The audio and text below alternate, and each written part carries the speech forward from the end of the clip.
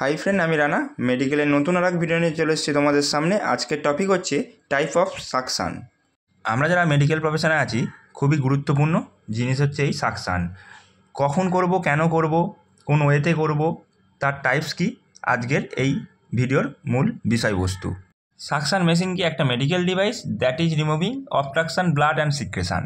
এটা কখন ইউজ করবো না, আমাদের যখন আপার এয়ারওয়েতে বা ওরালে যখন সিক্রেশন, ব্লাড বা মিউকাস এই জাতীয় জিনিস থাকবে সেটাকে রিমুভ করার জন্য, বা কোনো অবস্ট্রাকশন থাকবে। কখন করব না, pregnancy, dysfunction of the nervous system, এছাড়া ব্লিডিং ডিসঅর্ডার এইগুলো থাকলে। এটা করতে গেলে আমাদের কী কী কমপ্লিকেশন হতে পারে না, ব্র্যাডিকার্ডিয়া হতে পারে, যে কোনো অ্যারিথমিয়া হতে পারে, এছাড়া হাইপোক্সিয়া বা মিউকাস স্ট্রোমা, এছাড়া নার্ভ ইনজুরি এইগুলো হয়ে থাকতে পারে।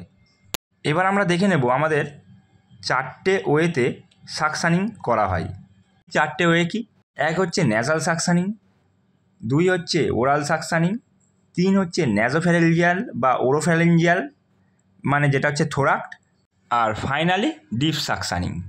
এবারে আমরা দেখে নেব 4 টাইপস অফ সাকশান সিস্টেম, যেগুলোর মধ্যে রয়েছে wall suction system, manual suction system, portable suction system and finally close suction system, যেটা তোমরা এখন ভিডিও স্ক্রিনে দেখতে পাচ্ছ। এটা হচ্ছে ক্লোজ সাকশান সিস্টেম।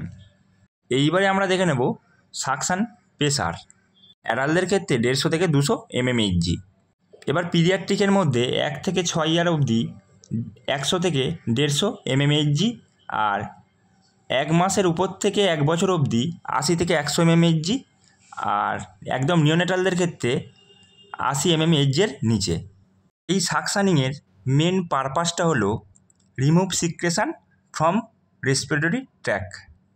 তো প্রথমে যেটা দেখানো হচ্ছে এটা হচ্ছে একটা ওয়াল সাকশান, যার হচ্ছে ভ্যাকুয়াম পড রয়েছে, ভ্যাকুয়াম টিউব রয়েছে, একটা ভ্যাকুয়াম ইউনিট রয়েছে বা ক্লক রয়েছে, যেটার মাধ্যমে আমরা প্রেসার চেক করি। এইটা যে করছি এটা অন অফ সুইচ অন করে প্রেসার চেক করছি। কিভাবে করছি তোমরা একটু দেখে নাও ভিডিওর মাধ্যমে। তো 4টে পোর্ট থাকে। এটা হচ্ছে ভ্যাকুয়াম পোর্ট, যেটার মাধ্যমে একটা টিউব সাকশান মেশিনের সাথে যুক্ত হয়েছে, আর নিচের হচ্ছে ভ্যাকুয়াম ইউনিট, আর আরেকটা থাকে মেডিকেল এয়ারের পোর্ট, আর দুটো থাকে অক্সিজেনের পোর্ট। এটা হচ্ছে ওয়াই কানেক্ট, যেটার মাধ্যমে আমরা সাকশান ক্যাথ কানেক্ট করে সাকশান করে থাকি। এবার যেটা দেখানো হচ্ছে এটা হচ্ছে পোর্টেবল সাকশান মেশিন, যার দুটো জার বসানো থাকে, একটা জারের সাথে আরেকটা জার কানেক্ট করা থাকে, আর আরেকটা জারের একটা প্রান্ত থাকে সাকশান টিউবের সাথে কানেক্ট, যেটার মাধ্যমে আমরা সেই একইভাবে ওয়াই কানেক্টের মাধ্যমে সাকশানটা করে থাকি। এরপরে যেটা দেখানো হচ্ছে এটা হচ্ছে ক্লোজ সাকশান সার্কিট। যেটা দেখানো হচ্ছে ওটা হচ্ছে মাউন্ট ক্যাথ, যেটা হচ্ছে ভেন্টিলেটর সার্কিটের সাথে যুক্ত হচ্ছে, আর এই ভিতরের যেটা রয়েছে ওটাই হচ্ছে সাকশান ক্যাথ, যেটা হচ্ছে আমরা আপ ডাউন করছি, ভিডিওতে তোমরা দেখতে পাচ্ছ। ওইটাকে সাকশান টিউবের মধ্যে প্রবেশ করিয়ে সাকশানটা আমরা করে থাকি। আর এইটা হচ্ছে মেন অন অফ সুইচ।